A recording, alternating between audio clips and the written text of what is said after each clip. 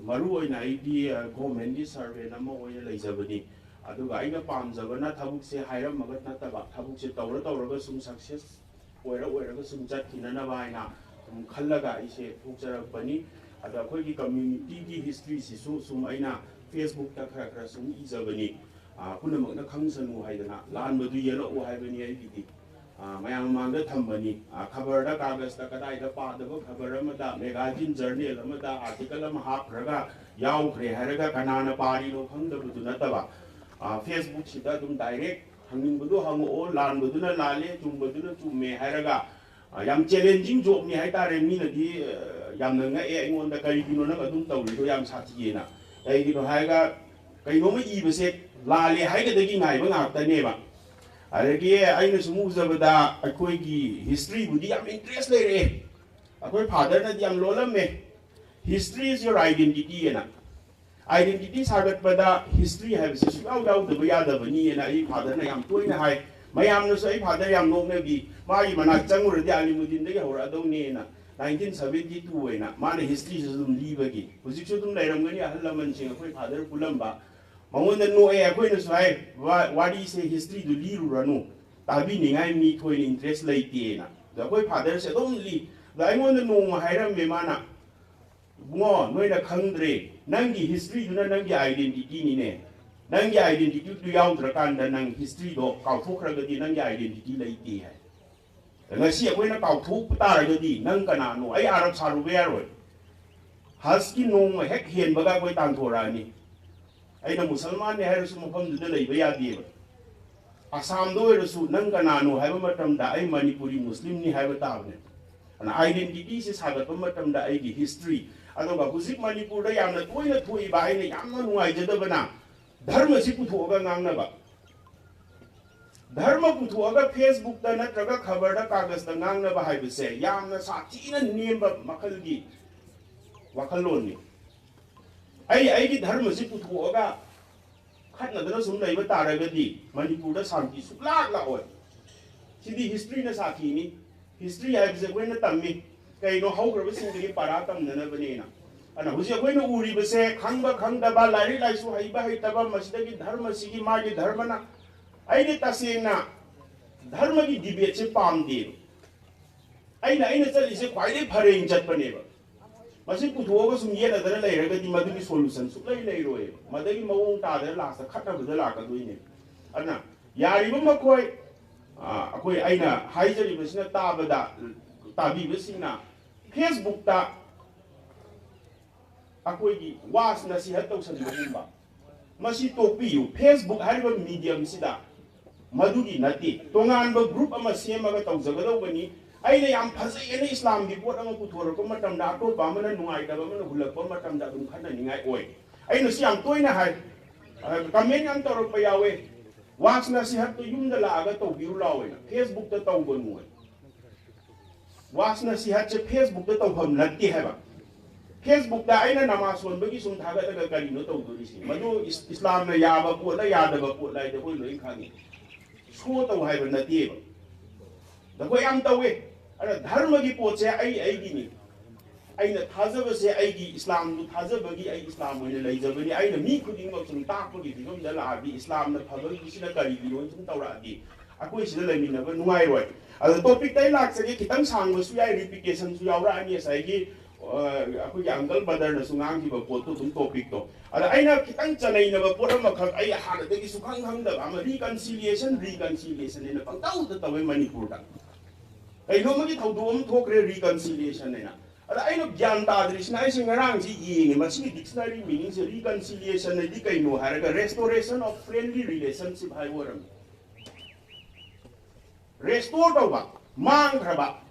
mari akoi gi amaga leinaram ba mari do adubu restore to ba hai bo leram me ba art ta ai nis de gari thor ko matam da 191 suba garib niwas ki death anniversary ni reconciliation day ni na sida taho government na taw bane ba nung sinadri ba parsado dam ta yaudre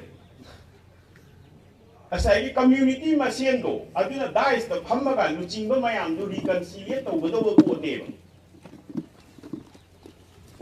ꯑꯩꯅ ꯍꯥꯏꯔꯤꯕꯁꯤ ꯁꯥꯎꯅꯤꯡꯕꯁꯨ ꯌꯥꯏ ꯒꯣꯔꯃꯦꯟꯒꯤ ꯊꯕꯛ ꯇꯧꯔꯒ ꯄꯪꯂꯣꯠꯇ ꯂꯣꯜꯂꯤꯅ ꯑꯥꯔꯊꯗꯨꯒꯤ ꯋꯥꯅꯤꯗ ꯔꯦꯁꯇꯣꯔꯦꯁꯟ of friendship ꯍꯥꯏꯕꯅꯤ ꯑꯌꯥꯝꯕꯅ ꯀꯅꯥꯒꯅꯣ ꯁꯛꯈꯪ ꯃꯥꯏꯈꯪꯅꯗꯅ ꯑꯃꯨꯛ ꯍꯟꯅ ꯑꯩꯈꯣꯏꯒꯤ ꯉꯥꯏ ꯁꯦꯟꯒꯤ ꯃꯔꯤ ꯅꯠꯇ꯭ꯔꯒ ꯑꯦꯅꯤ ꯀꯥꯏꯟ ꯑꯣꯐ ꯔꯤꯂꯦꯁꯟ ꯍꯧꯖꯤꯛ ꯂꯩꯔꯤꯕ ꯑꯩꯈꯣꯏ ꯃꯅꯤꯄꯨꯔ ꯂꯩꯔꯤꯁꯤ ꯍꯧꯖꯤꯛ ꯕ꯭ꯔꯦꯛꯑꯞ ꯑꯣꯐ ꯔꯤꯂꯦꯁꯟꯁꯤꯞꯅꯤ ꯇ꯭ꯔꯁ ꯃꯥꯡꯈ꯭ꯔꯦ community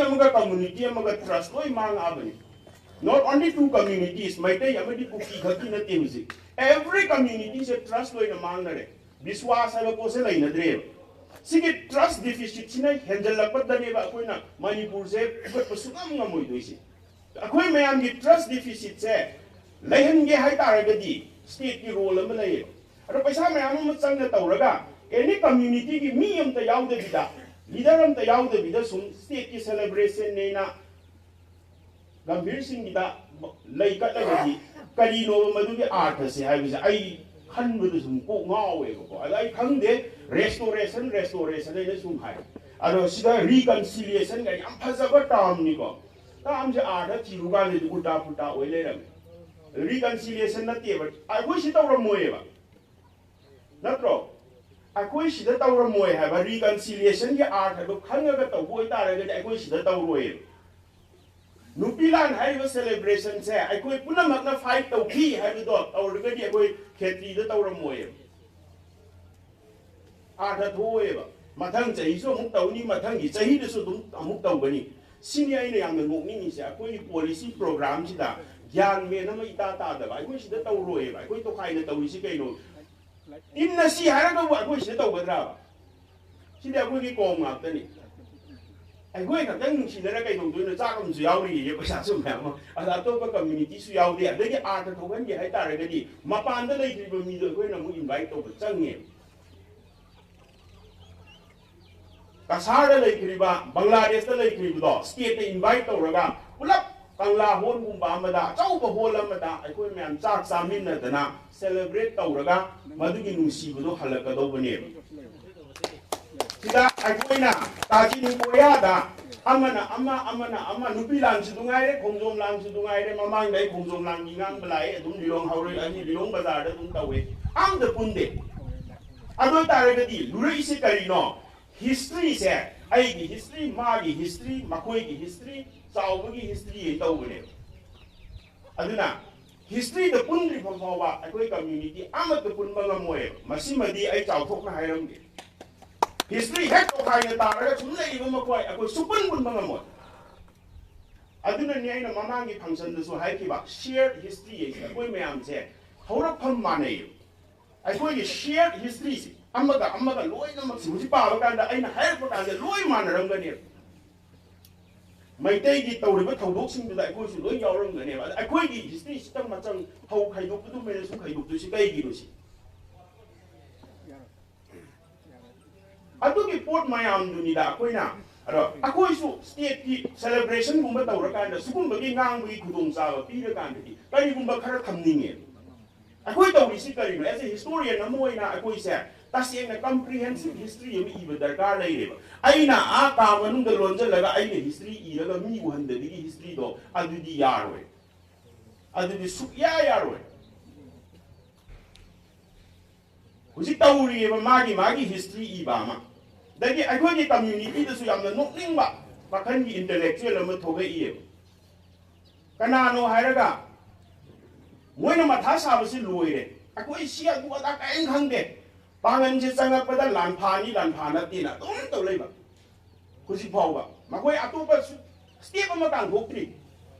step ma su kang thok ta ba asai ni akoi se lan pha hai re na tu ta dum sau lei ba adu su kadai da mi nu uroi da ba WhatsApp group ta aduna karamba makhan gi research scholar no khangde anau bani ji thoge ai su du moin hapchel ai group tu da yang no ninge makoi ma tha sari se reconciliation to selection am ta darga leite makoi na koi pulan pha ne ai si kari gi no ai gyan ta di akoi se lan pha ne nu nei dori bra akoi gi history sa de hian ra bra si ni dai hai bna no am ba ya akoi na ga Facebook de irak pase akana da ba mayami lan phai wari do han seng du wai bi bum da lei re ado hai bo po se yang wangna tamani Delhi da tamma satra ngakta ni aisu Delhi tamai ni ko adu ai ngai moi gi kok to karam makhan gi kok ta tharaga makoi se lai loi re ino khangde ba handak si debate to bu numi humni mari ni changi moi masena nai na nai na la akoi bo yaw sale adai nei su song ni ngak tan hai ri ke yu na akoi se thok mo ki intellectual ni English ta yam phajata ba wahai ma pseudo intellectual sai ba moi na koi Manipur da tawri bu sing I pseudo intellectuals ni Manipur da thoki badagi mayam gi wa da dum jat khraba masagi identity manga bani moi hai ba moi Manipur da halak ti halakini aina khan bada ko am hanni halakani covid matam da yam chauna ngam ba mi hujik dai ai loi khangi covid matam da Delhi da phammaga thabe ki ba hau mayam hujik sida loi na kullu ga lei aduna ai se kitang progressive oi ba ma changi kadai da aina was na si hat to gadage kadai da aina history nganga dage kadai da politics nganga dage kanana history nganga dage kanana politics nganga aina ji vote result adi mayam je matha sa ne rajniti sna kadai ri to ri noi aina haiba sin pham du da aina ngangba adu ulima gi aina ulima dai to su ngang sala adi matha sa rani talle ba Quran ki quotation ga lau to sei izei ba koina aduna history da so Manipur da husi yang loli taseng na hare ga di aina compare to ning badi ma se doctor ga mai ba ga ani ki type ni ai koi sina doctor ni methodology ma yaur ga tamai ni ai subject amani dana doctor da mai ba na hai ba gum bane ba ada doctor ga mai ba ga ni hai ning e koina husi Manipur da akoi gakta na te Manipur ki history ba da su husi ani doctor lai ne train yen biyo do India da su ani thok pane sum khanjal ho ba ani thok pane ba madam amada apau ba intellectual ni haram ba Romila Thapar ai na lari pa ba de yaurak ba Bipan Chandra ga ne yaurak ba Irfan Habib ka na Aligarh ki yauram ba husi makoi ni ibe se phagi ni na lau ki de aduga kana thoge makhal lamagi historian thoge I don't know who's it for a very lama am since you will see it outside of the Mikokai, the Nijung, the Nishitamanu, the later money, Matak, the later money, the Tauri since I know what train historian name. The Karahai, the Yan Taramani. I do not. India, the Sutum Ani Hopani. Hanagi, Chumlanganam, Mayam, the law in Hokre, Irfan Habib Hanam, Gani, Aligarh Muslim University, and Mayawragadi. In research scholars in a lie, you will not ever master. No genie the malak was here, the low train station, the Gimas. Train station, the Ma open Chaleva, Manawang, those, Aligarh, Kimati Power. Historian, I mean, was it suicidal, Tori Mama Saman Marxist, Uncle Kanungani. Was it the Mamunda? Piramba project, Makoi, Loya Chinjan Gregomena. Romila Thapar, Jenu, the intellectual, a power boy, or our media, Matamda. Ado Ponatanda. Magi certificate pukul hai emeritus ki status pira ga ma thamba matam da nangi certificate pukul hai India de iho ma hawe Romila Thapar da bu certificate pukul hai si bukari we ma su Australians ki type da ai certificate si lei le hai badi tham hai da khoi Maulana amada nangi certificate yeng ye hai bu bane ala India se su kum phibam da su dum la ko su kui adubu amara marak sida ai koi samki purak da ba yade nunsina leimina da ba yade adna reconciliation ni wafam sidi sai mayam ma angal na su hairam me aduga panna da ba ma ai koi na garib niwas hari ba nu pa se mami nyam phajai chinglen nongren khom ba hai ba ni mai mami se duga yam na thona phaba ma gi matik magun se ai na pan ba da di moi na pan ba da di atopa chinga ta di Mana Manipur nungsi jab se kaya nungsi bagi hai matam da tabo bheli si January tangi mapan 1834 da masuk la tegi chahi nipu manga de si bani masagi aduga sigi numit simak da 9 January 1934 da tabo bheli su khusim na ki hai adugi thodok to ma ta na ram da bi da taw bada ma si nuai man da na heart attack ki type da tawra ga si bani hai aduna Manipur gi lam kai ba ya de hai ba integrity da ngau za ba nupa mani hai dai sina dum namunani haidi leibak ki machet ama zat ki bada mana nuai ta dana si ba hai bese si thoi na kaisu highlight tau de aina sum ta bada mayam na ngang na bada adu ma leire adu dagi aina isam samna husi mayam ma angal na li khra bani na ai thoi na haira roi ge muslim ga mari leina ba pot khara dum haira ke bhai ga chandra ko dum khange महाराज कौरेमा की मतम ददी हाना मैदिंगु इन तौरम बदगी गरीब निवास की मतम दगी दी महाराज हाइबनी महाराज हाइबदी हिंदू की title से याउजले अदगी Manipur HYBE मिंगसि फावबा गरे अखोगी शांतिदास को साइना पिरम गनी गा हाइबगी थाजन बगा दुम लै कैगिनो हाइरगा असाय अंकल ना हाइखिबा ब्रिटिश का मणिपुर का हानबा रिलेशन नमा 18th century दा साइन तौनबसे मसिदा मेकले न पल्ले ट्रीटी दा मणिपुर पंदे अदुना मणिपुर से करीगुंबा कांदा याम पॉपुलर ओइना सिजिनदबा मेकले ना अखोगी सिजिनरंबा मणिपुर नि कुइद्री मणिपुर गा हारिबा वाही से अदुगी पोतुमा अदु भाइबे चंद्र से यामना धर्म दा गाउजबा वैष्णवाई अखोगी वैष्णविज्म दा गाउजबा नुपा मने रो यामना ngakpadi गरीब निवास तगे हौरगा मणिपुर दा वैष्णविज्म चलकपदगी अदुकी मति अखोगी अमांग असेंग सि कलकपसी साथीना कनग्रे मणिपुर तमजबने हेली हाइबगी करीदुमगी टाइपटा अखोगी धर्म से लौसलुबदगी अमांग असेंगी थबुकसे याम कंजले अदुबु मसिदा ngaiबदी पांगंद लिबर्टी पी मतम सिदा पांगंद लिबर्टी पी हाइबदी करी पी के हाइब मतमदा सायेन लोइबसे मैतै की थबुक नत्रेना थिंगी गरीब निवास ना चैथारोल कुंबाबादा थिंगबनी यावबनी तो सायेन लोइबा अमता याररोयना तंपाक्ता लेबसे याररोय अदोजी नोय नयुम होंग चकदौनी अमांग असेंगी सा साबा याद्रे खोद्रे अमा मा तौरे अदो मुस्लिम द लिबर्टी पी मुस्लिम कयम ज तौदी अदो मसिदा अमा खक्तंगी लै सनलेन बसे या यादेना कन्ना तौनरे सनलेन बा अखोजी हिंदुइज्म चखरबनीना स्ट्रॉंगली चला अबनीना सालेन बसे यादेना अदाइना ताबदा 1950s 60s फाव पांगन द लुंग गुंगों बसे लोट लेन बा Koyna ngangoring ge su tawwe lot lane by थबुकसे tradition NaMo ओइना इकाय खुमनबो उत्पा ओइना Mamang the मापान the पुथोगा लेम ब खोप तौरमदे हाय हुजिपुदी लोइना अतोपा कोम गिसु अकोइसु लोइना म ओपन ओइरे अदुना याम साथीना स्ट्रिक्ट ओइरमे हाय ओइरमबगी एग्जांपल अमा खक यामना नुंगाइबा अमा खक आइना चैथारोल कुंबाबा द थेंगनै अदुदी मखोइना साथीबै चांगसे इंथौसिना यादबसे क्याम यादगेदा आर ब्राउन नेना पॉलिटिकल एजेंसिना मागी बंगलोदा सन्द इरोइरा अमा लेनगेना तौबा चागजगी निंथौना मना से तारबा पाउ से तारबा निंथौना थिंगे लेनबा यारोय सादु हाटपा सुया यारोय फाइन ताहल्ले हाय ऐथारो गुंबाबा द यावबने अदुदगी असेंग अमांग से कयाम साथीना कलमबगे हायबा मतमदा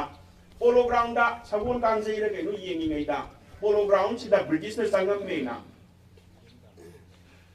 होल से पूरा अमुक थुगाइरा नौना साबा मांग्रे मतम सिदा तौरमिसे अदुगा यामना इंटरेस्टिंग ओइबा पोट अमा सोइना थेंगनै सुम आइना रिसर्च तौरपदा हंदक थेंगनबनी अखोइगी लैगिद्रबा हेलिम चौधरी से बामोनदगी इहान हाना बाउ बामोनगी मखुतगी बोरा चाखिबसे माने हाइबदी 1950s 60s फाउसी सिफावा असेंग अमांगी अदुकी मति कल्ली अदुबु यामना नुंसीबदी मैदैगा पांगनगगी अनिगी मरकी नुंसीनबा अमखक हाइरकेबा सुम सिगी वारी सि याउद्रिने करी हाइगे दको हनक सेइना सुम थीबनीदा इसागी ओइबा लाइक सिदि तोखरसे लाइक ते इरिसिंग सिदि लोइना खाइदो खाजिन दौरे इबंगा तो ओइ लेरमने फिल्ड चलगा इना सुम रिसर्च तौबनी अदुदा सनादाउबा काजीगी हिस्ट्री से इना सुम थीरगे इबनी अदुदा सनादाउबा काजीगी वारी से खांगी मागी मसुसिंगना मोइना लिरकपदा सा खांग कयानो त्रात्रे लगे नो थोंगी हाय माई मचा नुपी लुहोंगबदा तारेट अमना उचेक सा मतमदुरी उचेक हाय लोइरेदना ना उचेक सा से खांग तारेट थोंगी हाय अमांग असेंगदा अतोक ngaw खरबा चुराचांद महाराज से लाआगा खांग ओदे हाय मान अतुकी मतिक लुना तौबसे सनादाउबा काजी हुजिसु लैबने न फोटो सु थागत खरबने दिल्ली दा माना चुराचांद महाराज न दिल्ली दा चटपदा लैरकपा जैकेट ने न कोट ओवरकोट अमा लैबने हुजिसु याम नुंसी खरजानी दूरदर्शन के कांगू ना दुगी वारी मयाम द इनी इबा मतमदा मसी डॉक्यूमेंट्री ओइना पुथोकसे ना कन्ना आइमोंदा हाइरमने लाइना गाइको रिसर्च से खितंग पुथखिगे कइनो मागी फोटो से मागी फोटो से लाइव थीबना कोई से को या मरु ओइ बिसे फोटो से मांगहन किबा हिस्ट्री का सागो न बसे दा कोई स्वाइ दा मसला दुम पुथोक नै को मागी नियो अदुबु मरु ओइ बा पोट अमदि कोइना अखोइ का आइडेंटिटी ओइ का मरि लेना बा पोट से कोइना मांगहन बा यादि साउथ की फैमिली की मपा की निंथौ की फोटो थेलिबा कई नरगा साउथ की हिस्ट्री तो मांगी दोरिबा अदुना ने बा अखोइ की पोर्ट्रेट एना दी एगा थममिसे मासे मुगल की दसु लोइन तौरमी मुगल की निंथौ सिंग लोइना थममे कई गिनो हारगा मागी सुरोन दु मांगरने बा अदु की पोट पुनमा मोइ इरमी बा लाइ अकबर नामा दु लेरमद्रदि अकबर सु खंगोइ बा कोइना खंगद्रा या अशोका की हिस्ट्री नहीं नरको मतम द मान इरमी बा इदिक मयाम रोक पिलर मयाम सिंजे मांगन गरगदि अशोका से खंगदु जाय बुजे कनानो से सुखंग खंगि द अशोका से कोन थंदा दु पारु दैने बा Koyna Ashoka the great ice Akbar the great ice माने इरम बा पोतु दगिने बा कोइना खंगै अब फुजुल द सुम पकाउ द तव फोटो पंगन द नंबुदुन तोंगान बा मनि मदुदि यादे मदु इस्लाम ने यादे स्ट्रिक्टली प्रोहिबिट तवी अदुबु दरकार ओइबा पोट अखोइगी हिस्ट्री का सागोना बा अखोइगी हिस्ट्री से मांगी दोबो पोट ओइ तारगदि मसी थम्बसे दरकार ओइब्राइना खले कइगिनो हारगा सना दावबै का जी की फोटो से लैदि हारगा मकोइ इमुंगना लैरमद्रे लाइव फदना आइगी फोटो से पंगम तसु नमगल्ले मेलादा नोंग लाई येमबनि लाई येपसिदा सना दावबा का जी गा अखोइगी वली वलागा अनि से येमबनि फजर जानी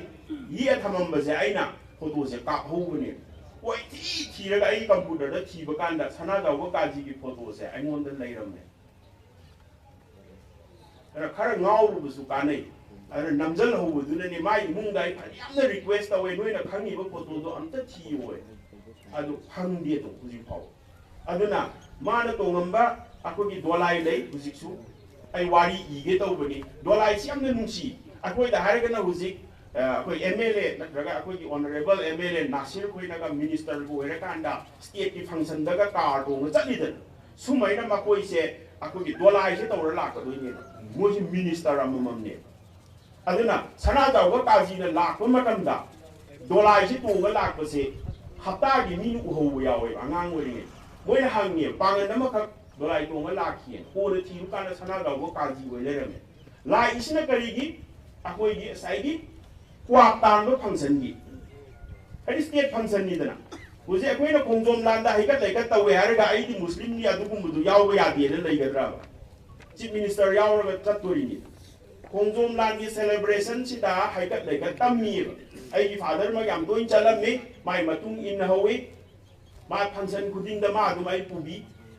यावे अदो ऑनरेबल चीफ मिनिस्टर हानोवेरंबा ओजाइ बोबिगी युमदगा चाक सिलमदना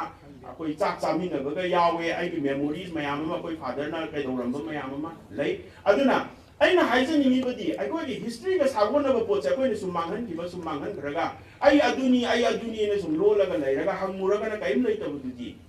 यारोय अना अखोइ से हिस्ट्री अमा रिकंस्ट्रक्ट तौबा ताइ मरुदी स्टेट ना तौगदौबने स्टेट ना अखोइगी कॉम्प्रिहेंसिव हिस्ट्री अमा मयाम अपुनबा हिस्ट्री अमा सागकदौने नत्रगदि अखोइ सुमैना दुम तौर लैकिने अदुगी पोतुने अदुना साइ उजाना हाइबिग्रे मस्जिद सिंह निंथौ करिगे बर्मिस की निंथौ चैलेंज तौरुबदगी मासे करि तौरे अखोइगी सावरक्तना कबोदा करिदा चंगजलगा निंथौ मारि तसेंगदि वेसल लेना अखोइगी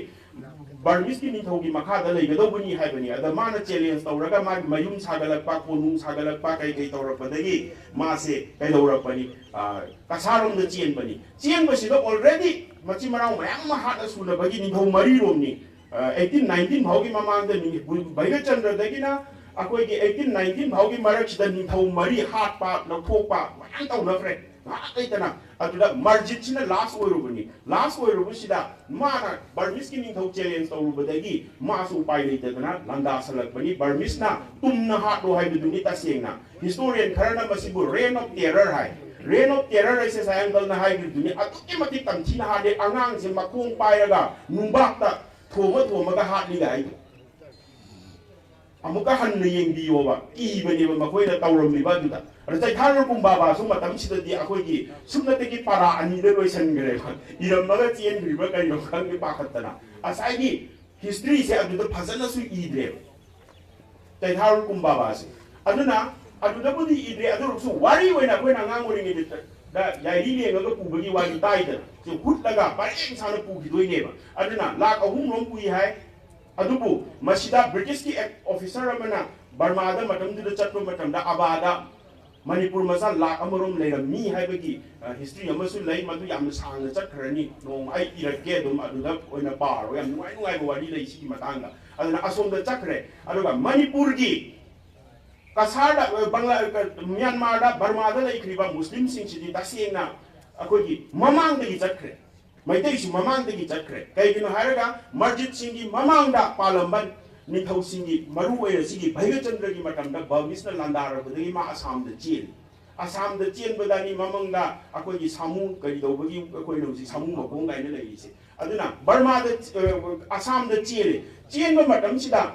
along paya hai ba mo yang phau ba Nithau ma na la aga Manipur gi sigi akogi gi polo ground sida tai thar kumba ba da yaw ne polo ground da numit mapan ni ra ke no lai hai ba ne ma Hibam du yung kari daw ramani yemo. Hata lani puno mapura laga asida lai salaga naiba ne. Naiba sida haraga mayang pukiba. Hai se Bhaiga Chandra di matam dani ko. Aduda pangan yawram niya. Ay huren pangan diwari du dirakeba. Asagi Burma da pangan chakhiba gi matang se. Aduna sumaina yam sathira wat naiba dagi pangan se dum yawra chakhiba. Kai yin haraga pangan se maru koina swai da ta ba hure. Bazar manung swai da. Maru koina R Brown lai par kan da yaw ne ba moi account sing da EW dun goi gi R Brown goi pa ma tam da konung gi istrong da lai ha bne khetri gaw waswai yam nung si bne ba ida wari gi ngat ba yam nung ai ba ma li re ke ba khetri bengun haidra mayang han bengun nai se itself is history ne ba bengun khongam ba gi ne ba si da heli si bengun khongam ni sing do bengun khongam di kanano akoi khange do Lan gi bengun gong bakang budo pangan na yam bo we aduna khetri bengun hai adagi mayang han bengun adu hana khetri bengun je asom se kari hai moi gi ari ba marom da rajbari hai adu yam na nukning bam nai na handa basi gi kun si gi wari se history yaw ba ko ina chi ge na bengun lai na di bra hangu kan da nupa ma da lai ram ni nupa chahum dai on thok re hai ai ji pucha Kuzibau bengun du tiri. Nis akoi is da ari ba koti yote thangde ki tai bangon di on thoki ba. Ipa ipu na thamamba bengun du lai raga di history du saga da do bane. Bengun du lupa chahum dai on thoki. Kari hai ro ni se. Historical science ma koi de yaudri bi sana. Kuzisu du ngai. Na nai burkha tirui. Burkha se thiru ba mi ne kai na nan tawri si bo burkha bu thina isina hai ai mari lai na bagi ni ne tailor du su mari lai nei si burkha turam mi ba tailor du ki history su mari lai ne kai gi no haraga maulana na phi tu na se than mana te ba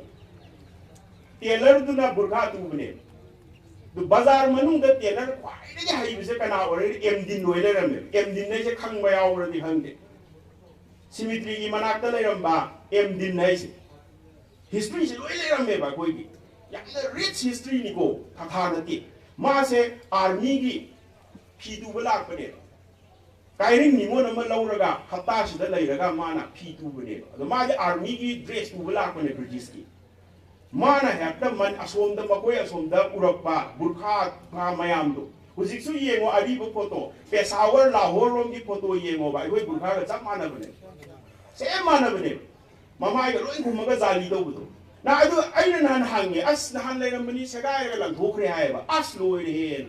na adu ta da koi kari tawre heritage ki akoi ki mang do bo po ching se masi akoi ki preservation nama museum ma musu darkar laksa lai ye Quran ari ba lai ba manung do loi phum jan do pre Aurangzeb na makun na iramba sana na lupa Quran du ji su tham ni Kaya gino haraga ako gi pa ipu di sikre ba ako father sikre mai mapa sikre now history di kali no mana solam ba pairam ba lai tu ne history we ne ba lai ram me hai ba gi poto si ako de kai lai ti ayo sum masai di 1606 ta ko je lang phau ina sangak bana ti ne sum dawr lai sira sini ta aina ngi ni mayam yanin ra ga su dum hai bi ro kai su kai de aluga 1606 Lanphani Lanphanati Hariba Pochi Isusisu Yamna Lai Yam Nooking Bamane Yadas Kusinama in a being to give a light Amadagi BS or Angan Sina history just Habuk number Irapane Yadas Kusinama they were in Hangoti or either leader again like Chikam Hina or Pung Gibono Habidu recover the Sudum Madu Land Crane and Ruga Madu like to make Hari the soup I could Muslim MLA man like say Lali Yadi Madam to the cover cutting my amala like Shida Lepung Warina history when a Sagala Bani and a Pung Rabalani Take the home of a Sina Angan Sina Maduna some history when some Sagalaga Dalin Ilaki Gaidana Tawani my take a pangal of the Dalin Iki my Dalin to the two roba I will give Pangan Losan in English in a Karidova not true. And when they got started in the pillow, so no, so they said on the pillow, so I was the pillow high here, when you want him to be him. She doesn't hear no pass about the Linja Kario Moy to is in it. Nanging hiding in a panai, the Hiraga, Mimang the Putopaya, the WhatsApp group, the Zumwadi San of a boat, my am, do not leak with Horaga. I quite say, I quite a Zeriba, saying, when you Mimang the Tamil Punamax, some put the Zen Bagimunda. Sum haiba amuk amana muka hamuk tejan ba adu ki pot di ai khoi kayam pin chat kani hujiti yamna conscious oiraba gyan taraba ngaptani aduna sine marak taina sum ko aduga muslim sing sai la akoi chien bada yaw ki ha bisi ma dum proof oire mek pulok aina ihan hala phajana iba manipur ki matang de iramba adagi maidei nupim su lawraga silong de si ki ba Make Pulok I the political agent. Mana yam Pazana even the Yoram Bane paragraph ama. Muslim sing say am chow na missing later me. Adubu Kasarom da. I did Sahid Kundak with the GN with the Gi, Massing Kangan and the Gibani have a potuma. Pazana Yahweh, I think Barmar on the captive when a non power in a pool given have a do so Pazana are brown the ear. Tambira Mabanis, yet and I lady. She got a large and get some down the Agatima Pong Jata. Aduti, like the Hiram name. Aduna, Sumanet away Casarda Sangal na Hire, Casarda rule Taurambaki, Machimana, Huna Chaurzitna, Eastern part, Haiti Manipuri border areas, why that Tanabas on the Palambagi, Hailakandi now, Marsit the Palamis, Hailakandi, Hailakandi, which is Chapayara, many I recently said with Hailakandi is a Muslim dominated area. Was it so? Hailakandi is a Hana Silheki area, so I see me Madrasa and Bellingham by Islamization process, the Mayahuram Bayariani, as I say. India da quite orthodoxy kay lakham ja swai chidane aduna silhet ka surma beli hai surma beli ka kasar barak beli ani se si geography nai naraga ko ar mayam se loina phamin naraga ja to pa major community su phamin naraga di akoi na gyan ta ga dau de ba asai gi surma beli ka ja koi na khangi ba silhet se surma beli ko ri ma koi na som sa kisna barak beli ni Barak Beli ga Surma Beli anish the lady sings a Muslim to dominate area after it. Ahan bada Hailakandiga history dun pabiyu Hailakandiga sige aswai area sings it. Karidawi Bangladesh the Yawget or Ramel Mullaga India the Hobane Adugisu history matong analyze. An article was on the Iki aswai the Muslim na Musalman singna Mother Saling of Bagi history, Yamna, I history in Pamudanago, Islamization Doropa, Aduga, Akogi, Aduki series, the Matang Lak, but the Baskandi Madrasa, Liga easy. And a Baskandi Madrasa, Aduna, Baskandi Madrasa, I say, that's saying I couldn't wow it away. Pangan community, quite a chow achievement, Haidaragadi, Baskandi Madrasa Limbasi. Masipau Bigano. Who's it that you? Baskandi Madrasa, who's using Lady Bivams hair. I go to Manipur University in Chow. Campus the Manipur University in a Chow, Aduba building the Ayahang Hanjit Idi and a Halim near Duki, Adu Tamapamala Nasim Tauraga, Baskandi Madras Halim of Bagi, Aduba, Yana Satiras University history, Karino Haraga, Ashilina Iba Akbar say, Uzitsumagi, Karina Kabar later and Babaskita. Magi Masekarai, the Dino Haraga, Arab the name Magi Ustaki and the Rubish. Ustad tu na hire panem nang ay di sebo ko idra le renu indadu lai sia pau man chalo nang ni naram de chalo aduga Islam sandu chalo madrasa li mu chalo ita raga la aga du ling ki bane magi masudu pau jiksu lai Abdul Nuraina ai mamang da hapta am hele le ram ai father yam lu na kin nei adu marak chidai na haining ba masu lai yam na lung si ba mana mana ꯃꯥꯒꯤ ꯍꯦꯛ ꯃꯌꯨꯝ ꯃꯃꯥꯡꯗ ꯂꯝ ꯀꯠꯊꯣꯛꯑꯒ ꯀꯅꯥꯒꯤꯅꯣꯗꯤ ꯈꯪꯗꯦ ꯌꯨꯝ ꯑꯃ ꯁꯥꯔꯤꯕꯅꯦ ꯃꯅꯤꯄꯨꯔꯗꯒꯤ ꯂꯥꯛꯄꯁꯤꯡ ꯂꯩꯐꯝꯅꯦꯅ ꯂꯣꯏꯁꯤꯟꯕ ꯉꯝꯗꯗꯅ ꯍꯧꯖꯤꯛ ꯂꯩꯕꯅꯦ ꯑꯩꯅꯗꯤ ꯀꯟꯅ ꯍꯥꯏꯕꯅꯦ ꯑꯩꯈꯣꯏ ꯃꯅꯤꯄꯨꯔꯗꯁꯨ ꯑꯣꯔꯒꯅꯥꯏꯖ ꯇꯧꯔꯒ ꯁꯤꯒꯤ ꯌꯨꯝꯁꯦ ꯂꯣꯏꯁꯤꯜꯍꯟꯁꯤꯅ ꯃꯊꯣꯟ ꯑꯅꯤꯒꯤ ꯁꯇ꯭ꯔꯛꯆꯔ ꯂꯣꯏꯔꯦ ꯋꯥꯜ ꯈꯥꯗ꯭ꯔꯤ ꯃꯥꯅ ꯃꯁꯤ Muslim Manipurdagi lakpasing leifam leitbasingse akoina madrasada pujallise masida lehensi haina masi tawda masi ahansu oisale pasasu yamna paiba mi nate ado Manipur gi mina leirudawani Manipur na madugi potto akoina hingan biragadi yamna sathina kana dawba kaigino hairaga ai samu ko kasardo je muka research ki nei chaningiba leifam leiti mi mayum sangjala leirubodi adugumba ma haise swai da pasa paiba mayam ma lei Manipur da Muslim paisa pai de di hairo no pai no mayam ma lei library linghansi akoi gi sida MU ge sida kari da Lilong Haurebi lai Lilong Haurebi college ai chahi manga lai rame asigi library se linghanse ba lai hap se ba paisa pai ba karor lai hai ba online da husi Amazon da lai hong na phangi lai bi ro ba thambi ro ba mayam gi attention se sida tau se ba focus tau se ba nungai ti ba handak aina sigi founder ne hari ba mi apau educationist oza kari gi oza wa happy photo thi ba bang da na usi pawa lai passport am ta thi ba phang da na lai ba akoi gi lai ba halat sigi wa ni dai hari si ana educationist ne hari ba Manipur gi noi ni thazaroi mayam na aina magi matang da mati amakak aina khangba iba kanda magi satra mana aingon da ne message hareba kanano haraga aigi principal oiramba retire tawkhra sigi ozawa hapsidi aibu takbirakpaduni pot amuba litpani am smart oibane mana takpa chemistry takpasidi akoi class suka thadorakte na mana ireba akoi gi muslim ge community da aina hange khangauba mi khizikang ni iroi ibiningai mi leite al mana haeba ai ibirake mana thengna hobadu do wani ibirake hai Husi ai adu habage magi idoine masanu pasu sida thengna se haibane na yamna ngai bati akoi na mi sum hunba hunliba mi do mi di report tawri heba akoi na kawroi dabre non samai puya se akoi ni ibana te heba non samai puya se kanani iribno major community gi maitai ni ibane natro akoi na song ngang ba yai hai ba yai na pangai hai ba sisu historian na moi na koi ta ba wasal la e adane na sai mai ba sa ba na kangbu na sum hen la pa ta ra ga di thibam ta ra roi ai natro la phokra se ba no sa mai puya se la le na tari no ba nang history ka dai de gi no ba koi sa ga to ni ba history se lai ti hai ba lan pha na ti na du lan pha ni i ya du na du i ye jum tau le ge dori bra si ni dai hai si akoi se chat da roi dra ade mangla ka dori ne tum da ba ga mana re ba koi si wa sa na seng dok ti pa ko pham am da thang we ba ne ba na adu di stupidity ka we ba koi na hundo gro ba iro ba no ba akoi gi achievement mayam ga nungsina na mai te ga le min na ba wari di iro nongan de numita ba hu kam na ba gi amasu hu kam na jana da le ra ga di akoi ka mai na shanti le ga ni shanti di sulai le roi Islam history da dung hangi duni dharma gi lang ya thengna ki history munna khangam da je crusades kai to rami Christian singa Jerusalem gi munna bada suron ka ya no loi kri da Sulaiman the magnificent guy mamin jalam ni Muslim gi crusade de na asom da gi su Christian mayam paisa khain ra ga ning thau mayam Europe te taksal la ga Spain logjal lamba Cordoba logjal lamba da gi dharma gi lan ne da taw da na tawram ni ne shanti su lai lai ke ma tam da chakhot pa su lai ke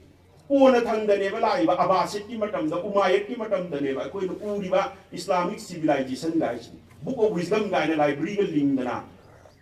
adegi dengi Quran ki translation taw da na adu ki makan mathen gi ira iba saireng ira tra taw ri si shanti la agan da ne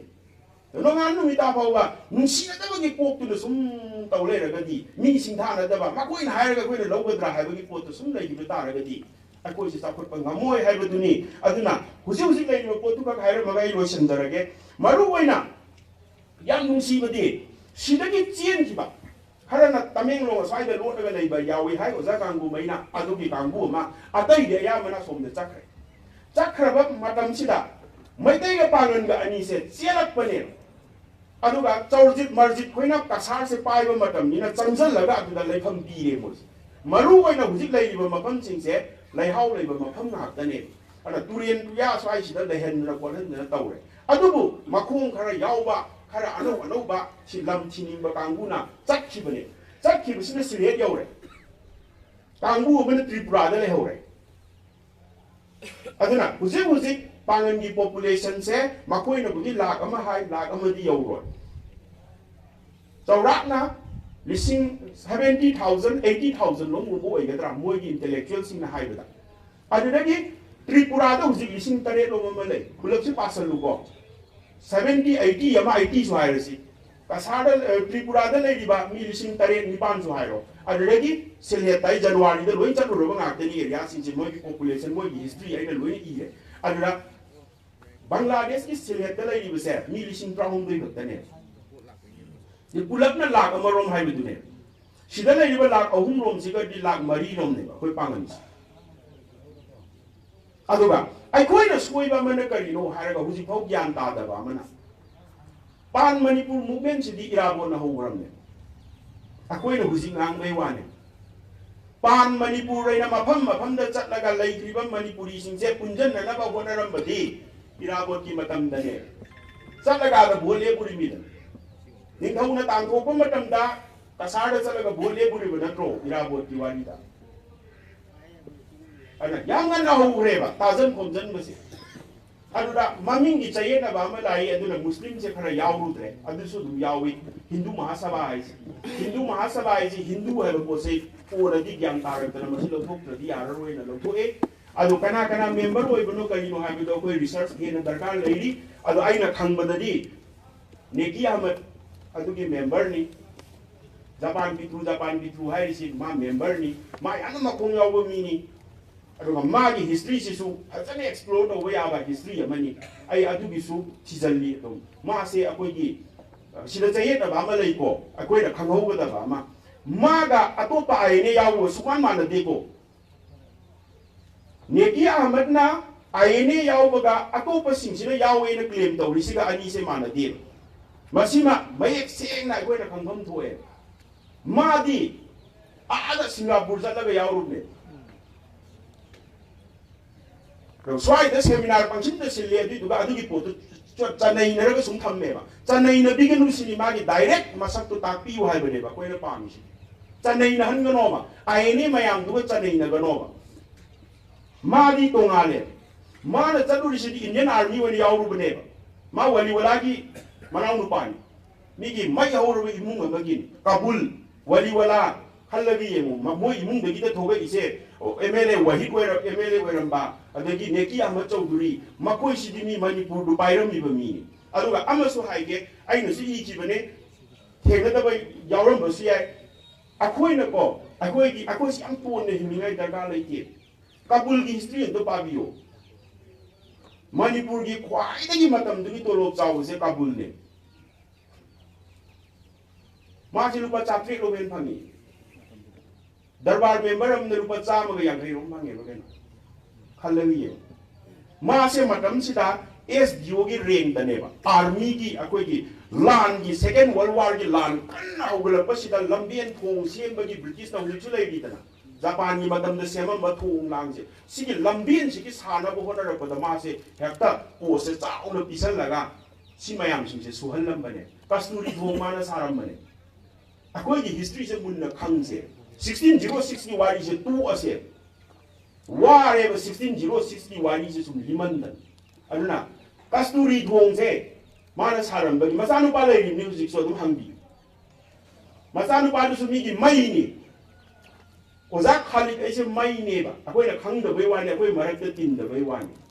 ꯃꯤꯅ ꯀꯤꯅꯔꯤꯕ ꯃꯥꯅ drop ꯇꯧꯈ꯭ꯔꯗꯤ ꯂꯣꯏꯔꯦ premier college ꯍꯥꯏꯅ ꯃꯅꯤꯄꯨꯔꯒꯤ premier ꯀꯣꯂꯦꯖꯀꯤ ꯁꯦꯀ꯭ꯔꯦꯇꯔꯤꯅꯦ ꯃꯁꯥꯁꯦ ꯑꯗꯨꯅ ꯁꯨꯃꯥꯏꯅ ꯌꯥꯝꯅ ꯃꯇꯤꯛ ꯃꯒꯨꯟ ꯂꯩꯕ ꯃꯌꯥꯝ ꯑꯃ ꯂꯩꯌꯦꯕ ꯑꯩꯈꯣꯏꯅ ꯊꯤꯗꯣꯛꯇꯕ ꯀꯩꯅꯣ ꯑꯩꯈꯣꯏ ꯉꯁꯥꯏꯒꯤ 1606ꯇ ꯁꯨꯝ ꯉꯥꯎ ꯂꯩꯕꯅꯤꯅ ꯈꯥꯒꯦꯝꯕꯩ ꯃꯇꯝꯗ ꯂꯥꯛꯑꯦ ꯅꯤꯉꯣꯜ ꯄꯤꯌꯦꯅ ꯁꯤꯗ ꯁꯨꯝ ꯇꯧ ꯂꯩꯕꯅꯦ ꯑꯗ ꯑꯦꯆꯤꯞꯃꯦꯟꯁꯦ ꯑꯗꯨꯋꯥꯏꯗ ꯑꯗꯨꯝ ꯂꯩꯖꯅꯔꯒ ꯂꯩꯕꯅꯤ ꯑꯗꯨꯅ ꯁꯨꯃꯥꯏꯅ ꯇꯧꯔꯒ ꯃꯈꯣꯏ ꯆꯠꯄꯁꯤꯗ ꯌꯥꯝꯅ ꯅꯨꯡꯁꯤꯕ ꯃꯇꯥꯡ ꯑꯃꯈꯛ ꯁꯨꯝ ꯇꯧꯕꯗꯒꯤ ꯆꯠꯈꯤꯕꯗ ꯃꯈꯣꯏꯁꯦ ꯑꯝꯖꯗ ꯑꯂꯤ ꯍꯥꯏꯕ ꯃꯥꯜꯂꯦ ꯑꯩꯒꯤꯁꯤꯗ ꯌꯥꯎꯗꯤ ꯌꯥꯎꯕꯅꯦ ꯁꯝꯖꯜꯂꯒꯦ ꯌꯥꯝ ꯁꯥꯡꯃꯟꯈ꯭ꯔꯅꯤ ꯕꯪꯒ꯭ꯂꯥꯗꯦꯁꯀꯤ ꯂꯣꯡꯂꯥ ꯍꯥꯏꯔꯤꯕ ꯃꯐꯝꯁꯤꯗ ꯃꯣꯏꯒꯤ ꯍꯤꯁꯇ꯭ꯔꯤꯗ ꯌꯥꯎꯕꯅꯤ ꯂꯣꯡꯂꯥ ꯍꯥꯏꯔꯤꯕ ꯃꯐꯝꯁꯦ ꯁꯤꯜꯍꯦꯠꯇꯅꯤꯀꯣ ꯁꯤꯜꯍꯦꯠꯇ ꯃꯣꯏ ꯍꯥꯟꯅ ꯂꯩꯌꯦ ꯄꯥꯡꯒꯟꯁꯤꯡꯁꯤ ꯁꯤꯗꯩ ꯆꯦꯟꯈꯤꯕꯁꯦ ꯂꯣꯡꯂꯥ ꯍꯥꯏꯔꯤꯕ ꯃꯐꯝꯁꯤꯗ ꯂꯩ ꯃꯇꯝꯗꯨꯒꯤ ꯁꯤꯜꯍꯦꯠꯀꯤ ꯌꯥꯝꯅ ꯄꯩꯁꯥ ꯄꯥꯏꯕ ꯂꯦꯟꯂꯣꯔꯗ ꯑꯃ ꯍꯣꯔꯦꯟꯁꯨ ꯑꯗꯨꯝ ꯊꯤꯕꯤꯌꯣ ꯃꯥꯒꯤ ꯃꯃꯤꯡꯁꯦ ꯅꯦꯠꯇꯁꯨ ꯑꯗꯨꯝ ꯊꯣꯛꯂꯛꯀꯅꯤ ꯄ꯭ꯔꯤꯊꯤꯝ ꯄꯥꯁꯥ ꯍꯥꯏꯕꯅꯦ ꯄ꯭ꯔꯤꯊꯤꯝ ꯄꯥꯁꯥ ꯍꯥꯏꯔꯤꯁꯦ ꯍꯧꯖꯤꯛꯁꯨ ꯂꯩꯔꯤꯑꯕ ꯃꯣꯏꯒꯤ ꯁꯨꯔꯣꯟꯁꯦ ꯑꯗꯨꯛꯀꯤ ꯃꯇꯤꯛ ꯄꯩꯁꯥ ꯄꯥꯏꯕ ꯁꯤꯒꯤ ꯐꯦꯃꯤꯂꯤ ꯖꯃꯤꯟꯗꯥꯔꯒꯤ ꯐꯦꯃꯤꯂꯤꯅꯦꯕ ꯃꯈꯣꯏꯅ ꯄꯥꯡꯒꯟꯁꯤꯡꯁꯦ ꯂꯝꯕꯤꯔꯒ ꯂꯩꯍꯜꯂꯦ ꯆꯦꯜꯂꯛꯄꯅꯦ ꯃꯨꯁꯂꯤꯝꯅꯤꯀꯣ ꯃꯥꯒꯤ ꯃꯃꯤꯡ ꯑꯂꯤ ꯑꯝꯖꯗ ꯑꯩꯅ ꯍꯣꯔꯦꯟ ꯐꯦꯁꯕꯨꯛꯇ ꯑꯗꯨꯝ ꯀꯩꯗ ꯏꯟꯇꯔꯅꯦꯠꯇ ꯊꯤꯕꯤꯌꯣ ꯃꯥꯒꯤ ꯖꯦꯅꯦꯔꯦꯁꯟꯁꯦ ꯂꯩꯔꯝꯒꯅꯤ ꯍꯧꯖꯤꯛꯁꯨ ꯁꯤꯂꯦꯠꯇ ꯆꯠꯂꯒꯗꯤ ꯀ꯭ꯂꯣꯛ ꯇꯥꯋꯔ ꯍꯥꯏꯅ ꯑꯃ ꯂꯩꯕꯅꯤ ꯀ꯭ꯂꯣꯛ ꯇꯥꯋꯔꯁꯦ ꯃꯥꯒꯤ ꯐꯦꯃꯤꯂꯤꯁꯤꯅ ꯁꯥꯔꯝꯕ ꯀ꯭ꯂꯣꯛ ꯇꯥꯋꯔꯅꯦꯕ ꯑꯗꯨꯛꯀꯤ ꯃꯇꯤꯛ ꯄꯩꯁꯥ ꯄꯥꯏꯕ ꯁꯤꯂꯦꯠꯇ ꯃꯥꯅ ꯂꯝꯁꯦ ꯄꯤꯔꯒ ꯄꯥꯡꯒꯟꯁꯤꯡꯁꯦ ꯂꯩꯍꯜꯂꯦ ꯑꯗꯨꯕꯨ ꯄꯥꯡꯒꯟꯁꯤꯡꯗꯨꯁꯨ ꯃꯈꯣꯡ ꯌꯥꯎꯕꯅꯤꯅ ꯑꯗꯨꯝ ꯂꯩꯅꯤꯡꯉꯛꯇꯗꯅ ꯚꯥꯅꯨꯒꯥꯁꯇ ꯆꯪꯕꯅꯦꯕ ꯍꯧꯖꯤꯛ ꯂꯩꯔꯤꯕ ꯃꯐꯝꯁꯤꯗ ꯑꯗꯣ ꯚꯥꯅꯨꯒꯥꯁꯇ ꯆꯪꯉꯤꯁꯦ ꯀꯔꯤꯒꯤꯅꯣ ꯍꯥꯏꯔꯒ ꯃꯩꯇꯩꯁꯤꯡꯁꯤ ꯁꯣꯝꯗ ꯁꯨꯝ ꯆꯪꯈꯤꯕꯁꯤꯗ ꯃꯈꯣꯏꯁꯨ ꯏꯟꯅꯔꯒ ꯂꯥꯛꯄꯅꯦꯕ ꯑꯗꯨꯅ ꯉꯁꯥꯏ ꯑꯪꯀꯜꯅ ꯍꯥꯏꯈ꯭ꯔꯤꯗꯨꯅꯤ ꯂꯣꯏꯅꯃꯛꯁꯦ ꯇꯥꯖꯟ ꯈꯣꯝꯖꯜꯂꯒ ꯂꯩꯕꯅꯦꯕ ꯑꯗꯨꯅ ꯇꯁꯦꯡꯅ ꯌꯥꯝꯅ ꯅꯨꯡꯁꯤꯕ ꯍꯤꯁꯇ꯭ꯔꯤꯅꯦꯕ ꯃꯄꯥꯟꯗ ꯑꯩꯈꯣꯏ ꯆꯦꯟꯃꯤꯟꯅꯈꯤꯕ ꯑꯗꯒꯤ ꯑꯍꯜ ꯑꯃꯅ ꯅꯣꯡꯃꯩꯅ ꯋꯥ ꯉꯥꯡꯕ ꯂꯣꯏꯕ ꯀꯔꯤꯒꯤꯗ ꯃꯥꯏꯅꯣꯔꯤꯇꯤ ꯔꯥꯏꯠꯁ ꯗꯦ ꯅꯠꯇꯕ ꯃꯥꯜꯂꯦ ꯑꯇꯣꯞꯄ ꯐꯪꯁꯟ ꯑꯃꯗ ꯊꯣꯛꯂꯛꯄ ꯀꯥꯟꯗ ꯑꯩꯅ ꯀꯁꯥꯔꯒꯤ ꯋꯥꯔꯤ ꯁꯨꯝ ꯂꯤꯕ ꯀꯥꯟꯗ ꯃꯥꯅ ꯑꯩꯉꯣꯟꯗ ꯍꯥꯏ ꯊꯣꯛꯂꯛꯑꯀꯥꯟꯗ ꯏꯕꯨꯡꯉꯣ ꯅꯪꯅ ꯊꯤꯕ ꯀꯥꯟꯗ ꯑꯃꯈꯛꯇ ꯌꯥꯎ 1971-72ꯒꯤ ꯂꯤꯕꯔꯦꯁꯟ ꯋꯥꯔ ꯕꯪꯒ꯭ꯂꯥꯗꯦꯁꯀꯤ ꯂꯤꯕꯔꯦꯁꯟ ꯋꯥꯔꯗ ꯄꯥꯡꯒꯟꯅ ꯃꯩꯇꯩꯁꯤꯡꯁꯦ ꯀꯟꯕꯒꯤ ꯋꯥꯔꯤ ꯌꯥꯝ ꯆꯥꯎꯅ ꯂꯩꯕꯅꯤ ꯍꯥꯏ ꯍꯥꯏꯕꯗꯤ ꯉꯁꯥꯏꯒꯤ ꯃꯨꯁꯂꯤꯝꯒꯤ ꯀꯟꯇ꯭ꯔꯤ ꯑꯃ ꯁꯦꯝꯃꯛꯅꯕ ꯍꯣꯠꯅꯔꯤꯅꯤꯗ 71 ꯍꯥꯏꯁꯤꯗꯤ ꯃꯤꯒꯤ ꯃꯩꯅꯦꯕ ꯕꯪꯒ꯭ꯂꯥꯗꯦꯁꯁꯤꯁꯨ ꯑꯩꯈꯣꯏꯅ ꯂꯨꯡꯒꯤ ꯁꯦꯠꯂꯤ ꯀꯥꯏꯅ ꯂꯥꯏꯔꯨꯕ ꯌꯥꯕ ꯅꯠꯇꯦ ꯍꯟꯗꯛ ꯇꯧꯔꯤꯗꯨꯅꯦꯕ ꯊꯣꯡ ꯍꯥꯞꯇꯅ ꯄ꯭ꯔꯁꯤꯗꯦꯟꯠ ꯆꯦꯟꯈ꯭ꯔꯤꯗꯨꯅꯦꯕ ꯃꯌꯥꯝꯅꯕꯨꯗꯤ ꯅꯣꯛꯅꯩꯗꯅ ꯕꯪꯒ꯭ꯂꯥꯗꯦꯁꯁꯤ ꯀꯗꯥꯏ ꯃꯊꯣꯡ ꯃꯔꯝ ꯆꯥꯗꯕ ꯃꯣꯏꯗꯤ ꯕꯦꯔꯥꯅꯦ ꯍꯟꯗꯛ ꯍꯧꯔꯛꯄꯗ ꯈꯪꯉꯦꯗꯅ ꯂꯩꯕꯥꯛꯀ ꯂꯣꯏ ꯑꯣꯟꯗꯅ ꯄꯨꯡꯆꯥꯏ ꯆꯥꯏꯗꯅ ꯍꯧꯖꯤꯛ ꯂꯣꯏꯔꯦꯗꯅ ꯑꯗꯨꯅ ꯑꯗꯨꯒꯨꯝꯕ ꯂꯥꯡꯗꯨꯗ ꯃꯩꯇꯩꯁꯤꯡꯁꯦ ꯀꯝꯃ꯭ꯌꯨꯅꯦꯜꯒꯤ ꯀꯔꯤ ꯑꯃ ꯂꯥꯛꯁꯜꯂꯛꯄꯗꯒꯤ ꯃꯩꯇꯩꯁꯤꯡꯁꯦ ꯀꯟꯅꯅꯕ ꯄꯥꯡꯒꯟꯅ ꯆꯣꯡꯊꯣꯛꯄꯒꯤ ꯋꯥꯔꯤ ꯂꯩꯕꯅꯤ ꯏꯕꯨꯡꯉꯣ ꯅꯪꯅ ꯊꯤꯖꯜꯂꯣ ꯅꯪꯒꯤ ꯋꯥꯔꯤꯗꯣ ꯇꯥꯕ ꯌꯥꯝ ꯅꯨꯡꯉꯥꯏ ꯑꯗꯨꯕꯨ ꯄꯥꯡꯒꯟꯒ ꯃꯩꯇꯩꯒꯤꯁꯦ ꯁꯨꯡꯊꯥ ꯊꯥꯅꯕ ꯌꯥꯗꯕꯅꯤ ꯑꯗꯣ ꯍꯧꯖꯤꯛꯁꯨ ꯃꯈꯣꯏꯗꯤ ꯌꯥꯝ ꯁꯥꯊꯤꯅ ꯕꯦꯚꯥꯔꯗ ꯂꯩꯔꯤ ꯑꯗꯨꯅ ꯁꯤꯒꯨꯝꯕ ꯄꯣꯠ ꯃꯌꯥꯝ ꯑꯃ ꯂꯩ ꯑꯗꯨꯒ ꯉꯁꯥꯏꯒꯤ ꯑꯩꯅ ꯂꯣꯏꯁꯜꯂꯛꯑꯕꯗ ꯐꯦꯛꯆꯨꯑꯦꯜ ꯃꯇꯦꯛ ꯑꯃꯈꯛꯇꯪ ꯄꯜꯂꯝꯒꯦꯀꯣ ꯁꯨꯝ ꯂꯣꯏꯕ ꯑꯇꯩꯗ ꯍꯥꯏꯔꯔꯣꯏꯒꯦ ꯀꯌꯥꯝ ꯄꯣꯄꯨꯂꯦꯁꯟꯁꯦ ꯆꯦꯟꯈꯤꯕꯅꯣ ꯍꯥꯏꯕꯒꯤ ꯃꯇꯥꯡꯁꯦ ꯒꯦꯔꯁꯟ ꯍꯥꯏꯅ ꯑꯩꯈꯣꯏꯒꯤ ꯂꯤꯡꯒ꯭ꯋꯤꯁꯇꯤꯛ ꯁꯔꯚꯦ ꯇꯧꯕ ꯅꯨꯄꯥ ꯑꯃꯅ ꯃꯅꯤꯄꯨꯔꯤ ꯂꯣꯟꯕ ꯃꯤꯁꯦ ꯀꯌꯥꯝ ꯂꯩꯕꯒꯦꯅ ꯌꯥꯝ ꯆꯥꯎꯕ ꯁꯔꯚꯦꯅꯤ ꯆꯍꯤ 4-5 ꯆꯪꯅ ꯃꯥꯅ 1904ꯗ ꯁꯔꯚꯦ ꯇꯧꯋꯦ ꯅꯣꯔꯠ ꯏꯁꯁꯤꯗ ꯂꯣꯏꯅꯃꯛꯁꯤꯗ ꯃꯅꯤꯄꯨꯔꯤ ꯂꯣꯟꯕ ꯀꯌꯥ ꯂꯩ ꯑꯩꯈꯣꯏꯒꯤ ꯑꯇꯣꯞ ꯑꯇꯣꯞꯄ ꯑꯁꯥꯃꯤ ꯂꯣꯟꯕꯅ ꯀꯌꯥꯅꯣ ꯑꯗꯨꯗ ꯔꯤꯄꯣꯔꯠ ꯌꯥꯎꯔꯤ ꯔꯤꯄꯣꯔꯠꯁꯤꯗ ꯃꯅꯤꯄꯨꯔ ꯂꯣꯟꯕꯁꯦ ꯃꯅꯤꯄꯨꯔꯗ ꯂꯥꯛꯑꯝꯒ 50,000 ꯂꯩ ꯍꯥꯏ 1904ꯗꯅꯤꯀꯣ ꯁꯤꯜꯍꯦꯠꯇ 50,000 ꯂꯩ ꯍꯥꯏ ꯍꯥꯏꯔꯤꯕꯁꯤꯡꯁꯦ ꯀꯅꯥ ꯑꯣꯏꯗꯣꯏꯅꯣ ꯍꯥꯏꯔꯒ ꯄꯥꯡꯒꯟ ꯑꯃꯗꯤ ꯃꯩꯇꯩ ꯑꯣꯏꯗꯣꯏꯅꯤ ꯑꯗꯨꯒ ꯍꯤꯜ ꯇꯤꯄꯦꯔꯥ ꯇ꯭ꯔꯤꯄꯨꯔꯥꯗ 19,000ꯅ ꯃꯅꯤꯄꯨꯔꯤ ꯂꯣꯜꯂꯤ ꯍꯥꯏ ꯍꯥꯏꯔꯤꯁꯤꯁꯨ ꯃꯩꯇꯩ ꯑꯃꯗꯤ ꯄꯥꯡꯒꯟ ꯑꯣꯏꯗꯣꯏꯅꯦ ꯃꯅꯤꯄꯨꯔꯤ ꯍꯥꯏꯁꯦ ꯑꯗꯒꯤ ꯙꯥꯀꯥꯗ ꯃꯤ 250ꯅ ꯃꯅꯤꯄꯨꯔꯤ ꯂꯣꯜꯂꯤ ꯍꯥꯏ ꯑꯗꯩ ꯁꯤꯗ ꯋꯥꯔꯤ ꯌꯥꯝ ꯐꯖꯕ ꯑꯃꯁꯨ ꯂꯩ ꯆꯍꯤ 8 ꯈꯨꯟꯇꯥꯛꯄꯒ ꯑꯩꯈꯣꯏꯒꯤ ꯁꯤꯗ ꯏꯁꯂꯥꯃꯤꯛ ꯔꯤꯚꯥꯏꯚꯦꯜ ꯂꯥꯛꯄꯒ ꯑꯅꯤꯁꯤꯁꯨ ꯌꯥꯝ ꯃꯔꯤ ꯂꯩꯅꯩ ꯑꯩꯅ ꯍꯟꯗꯛ ꯄꯦꯄꯔ ꯑꯃꯈꯛ ꯁꯥꯒꯠꯂꯦꯕ ꯑꯩꯈꯣꯏꯁꯦ ꯆꯍꯤ 8 ꯈꯨꯟꯇꯥꯛꯄꯁꯦ ꯁꯤꯗꯒꯤꯅꯦꯕ ꯃꯃꯤꯠ ꯃꯃꯥꯏ ꯄꯥꯡꯉꯛꯏꯁꯦ ꯃꯩꯇꯩꯁꯨ ꯃꯣꯏꯒꯤ ꯃꯩꯇꯩꯒꯤ ꯔꯤꯚꯥꯏꯚꯦꯂꯤꯁꯀꯤ ꯍꯤꯁꯇ꯭ꯔꯤ ꯄꯥꯕꯤꯌꯣꯕ ꯆꯍꯤ 8 ꯈꯨꯟꯇꯥꯛꯄꯗꯒꯤꯅꯦꯕ ꯃꯈꯣꯏꯅ ꯒ꯭ꯌꯥꯟ ꯇꯥꯔꯛꯏꯁꯤꯁꯨ ꯃꯣꯗꯔꯟ ꯃꯅꯤꯄꯨꯔꯁꯦ ꯀꯗꯥꯏꯗꯒꯤ ꯂꯥꯛꯏ ꯍꯥꯏ ꯀꯥꯟꯗꯅꯦ ꯁ꯭ꯋꯥꯏꯗꯒꯤ ꯂꯥꯛꯇꯣꯏꯅꯦ ꯑꯅꯧꯕ ꯖꯨꯛꯀꯤ ꯃꯅꯤꯄꯨꯔ ꯍꯥꯏꯁꯦ ꯁ꯭ꯋꯥꯏꯗꯒꯤꯅꯦ ꯑꯗꯨꯅ ꯀꯨꯔꯥꯟ ꯄꯨꯔꯛꯈꯤꯕꯒꯤ ꯋꯥꯔꯤ ꯂꯩꯕꯅꯤ ꯙꯥꯀꯥꯗ ꯆꯠꯂꯒ ꯆꯠꯈ꯭ꯔꯤꯕ ꯃꯨꯁꯂꯤꯝꯁꯤꯡꯁꯤꯅ ꯃꯈꯣꯏꯒ ꯃꯥꯟꯅꯕ ꯃꯨꯁꯂꯤꯝꯁꯤꯡꯒꯤ ꯃꯔꯛꯇ ꯂꯩꯔꯨꯕ ꯀꯥꯟꯗ ꯑꯥꯗ ꯕꯦꯚꯥꯔ ꯅꯃꯥꯖ ꯂꯥꯏꯔꯤꯛ ꯇꯝꯕ ꯈꯣꯠꯄ ꯂꯣꯏꯅꯃꯛꯁꯤ ꯃꯣꯏꯅ ꯎꯔꯛꯑꯒ ꯈꯪꯂꯛꯀꯗꯣꯏꯅꯦꯕ ꯑꯗꯨꯅ ꯙꯥꯀꯥ ꯇꯥꯅ ꯆꯠꯂꯒ ꯂꯥꯏꯔꯤꯛ ꯇꯝꯃꯨꯔꯒ ꯆꯍꯤ 8 ꯂꯩꯗꯣꯔꯤꯃꯤꯗꯅ ꯁꯥꯡꯈ꯭ꯔ ꯃꯇꯝꯅꯦꯕ ꯑꯗꯨꯅ ꯀꯨꯔꯥꯟ ꯄꯨꯔꯒ ꯂꯥꯛꯑꯒ ꯑꯩꯈꯣꯏꯒꯤ ꯁꯤꯗ ꯏꯁꯂꯥꯝꯒꯤ ꯀꯔꯤꯁꯦ ꯇꯣꯔ ꯇꯔꯤꯀꯥꯒꯤ ꯅꯤꯌꯣꯝꯁꯦ ꯑꯗꯨꯅ ꯍꯦꯛ ꯂꯥꯛꯄꯒ ꯀꯅꯥ ꯆꯠꯂꯦ ꯏꯔꯣꯡꯗꯒꯤ ꯃꯧꯂꯥꯅꯥ ꯆꯠꯂꯒ ꯏꯍꯥꯟ ꯍꯥꯟꯕ ꯃꯧꯂꯥꯅꯥ ꯏꯕꯥꯗꯨꯜꯂꯥꯅ ꯃꯧꯔꯨꯕꯤ ꯑꯣꯏꯗꯅ ꯑꯗꯨ ꯆꯍꯤ 8 ꯈꯨꯟꯇꯥꯛꯄꯒꯤ ꯃꯇꯨꯡꯗꯅꯦꯕ ꯑꯩꯈꯣꯏꯅ ꯒ꯭ꯌꯥꯟ ꯈꯪꯂꯛ ꯂꯥꯛꯏꯁꯤ ꯏꯁꯂꯥꯝꯒꯤ ꯇꯣꯔ ꯇꯔꯤꯀꯥꯁꯦ ꯑꯗ ꯍꯜꯂꯛꯑꯀꯥꯟꯗꯅꯦꯕ ꯃꯈꯣꯏꯅ ꯋꯥꯁꯅ ꯁꯤꯍꯠ ꯇꯧꯔꯒ ꯇꯨꯔꯦꯟꯗ ꯏꯔꯨꯕ ꯐꯠꯇꯦ ꯐꯤ ꯍꯥꯝꯗꯣꯛꯀꯅꯨ ꯕꯨꯔꯈꯥ ꯎꯞꯀꯗꯕꯅꯤ ꯑꯗꯨꯏ ꯃꯇꯝꯗꯅꯦꯕ ꯕꯨꯔꯈꯥꯒꯥꯏꯁꯦ ꯃꯧꯂꯥꯅꯥꯁꯤꯡꯅ ꯄꯨꯁꯤꯜꯂꯛꯄ ꯄꯣꯠꯅꯦꯕ ꯑꯗꯨꯕꯨ ꯄꯨꯁꯤꯜꯂꯛꯑꯦ ꯍꯥꯏꯔꯒꯁꯨ ꯇꯨꯕꯗꯤ ꯇꯦꯂꯔꯁꯤꯡꯁꯤꯅ ꯑꯃꯨꯛ ꯇꯨꯔꯛꯀꯗꯣꯔꯤꯅꯦꯕ ꯇꯨꯄꯤ ꯇꯨꯗꯣꯔꯤꯕꯅꯦꯕ ꯍꯧꯖꯤꯛꯁꯨ ꯇꯨꯔꯤꯁꯤꯅꯦꯕ ꯑꯗ ꯌꯥꯝ ꯅꯨꯡꯁꯤꯕꯅꯦꯕ ꯃꯧꯂꯥꯅꯥꯁꯤꯡꯁꯤ ꯁꯤꯟꯐꯝꯁꯦ ꯀꯣꯟ ꯇꯨꯕ ꯍꯦꯛꯇ ꯑꯣꯏꯔꯝꯕꯅꯦꯕ ꯀꯅꯦꯛꯁꯟꯁꯤ ꯑꯗꯨꯅ ꯌꯥꯝꯅ ꯅꯨꯡꯁꯤꯕ ꯍꯤꯁꯇ꯭ꯔꯤ ꯑꯃꯅꯦꯕ ꯑꯩꯈꯣꯏꯒꯤꯁꯤꯁꯨ ꯑꯗꯨꯅ ꯁꯔꯚꯥꯏꯚ ꯇꯧꯔꯛꯏꯕ ꯉꯁꯥꯏꯒꯤ ꯆꯍꯤ 100 Maitai ga ikoi ga laiminarapa matamda pikraba population se identity mangdana lai haibdo adu khanpham thoktabra sini koi unnecessary ta aikoina kanadaba history mayam am puthoga nungsinadana ba gai niwas ki matamda ahin lamda loi wondro noi dharma loi thadokro akoi gisi loi jatadam yena Shantidas go saina Shantidas ai sisu amuka khalagi usilete gi nigo मा history येंगोबा Shantidas गोसाई से सिलहेत तगिनेबा सिलहेत से ख्वाइदगी वैष्णवाइकी मफमनेबा होरफमनेबा history Pargi येंबियो असोमदा अमुका मुस्लिम जिंग number लमदगी लाइने मासी हाइबि मतंगदुदा सिलहेत से मुस्लिम ने dominate तोबो area ने लाइने माना फत्तने इंजल लोने को सिदा लाइरमी बिसिंग बेंगोली ओइले रमेने सि बेंगोली मसिमम हान नाइरगा पांगन मैति ओलन लोइ लोइ ओनग्रे हिंदू ओलन लोइ लोइ ओनग्रे काइनो को कोइ दौदिस But akoida Manipur ki history da adugum bagi history laiti nampu da walan bagi case laiti yembiyo yaga na mo na loi thado kane nampu da dharma walan bagi poti Manipur ki da yaudam history da aduna history si am kup na pa ma changi sini aduna sumaina ko lai ba thibana sai uncle na haibu dai lo sallage ko kitang ni sange sawe ade sawe ade habedi sai uncle na hai thibado ai matek amaka uncle na haidra hujiti mapan da su break amu ure hai di singi mami tarak swai da taunari sing se mapan da su mami tarak pa ta bane moi su imalai ba ai dumi yenga lai ni yam sa ti mung su da ai na January sat pa matam da makoina akoi lakbase aduke mati luna tawe laifam free de pidoi ni aiga aigi nubi ga chatpani laifam free pidoi ni Dhaka da chatpa Dhaka se ni yengu gin chatpase moina warning tawe Dhaka da na hoi katang chatpa yaro yam sathi ba mafam ni aduni adani na aduna angala ma thengai karbar pasa am pai ba mana loina ticket se mon da phone da thara ka doi ni halaga ina pasa pisal le mon da mana minute khuding ni phone tar ke nang kada yore nang kada chale adu mi mo le ram ni adu uno aduke mati care lawe makoina akoi belong bibse ado hujik ai aduna ni Bangladesh ki moi ai mon da thare mayam ma si igeda mayam ai i Bangladesh ki ai relation do ai ki makoina ai busu thaje ki ba ai na makoi busu aduke mati ngsi ba makoi luhong da pui luhong gi nature sini ye mu ga ado makoina ado akoi ni am ngak pa mana what kuni ni asoi be de uye ba koi asoi be de sum u ba ta ra di aikoi se pessimist hai wa hai du ta ra ne moi asom dong ji chu phanek se li aikoi se mang re ko phanek se tre ba le kangbu no ma hai re ne ko as islam ki tor tarika da hana mi ki akali kai no koi sai sakam dana khunung sai sakana luhong am me hujin na mu kari sai ba dress na kari sai ba ki kai luhong ba khunung huk na bagi nu mi tham jalai min na walima ko min na walima ne ba Hazrat Muhammad na mi ki angur kai khazur bizara magal luhong mi hai ne ba ngarang ma koi ba lo su luhong e ado mehendi ki nu mi ne ai na aslu we he taw ni si mehendi ki nu mi asai ki mu ko ai khoi ga ipa ipu sing ki mungna sanaram ba luhong ba nu mi ta nungsi ra sa ne ba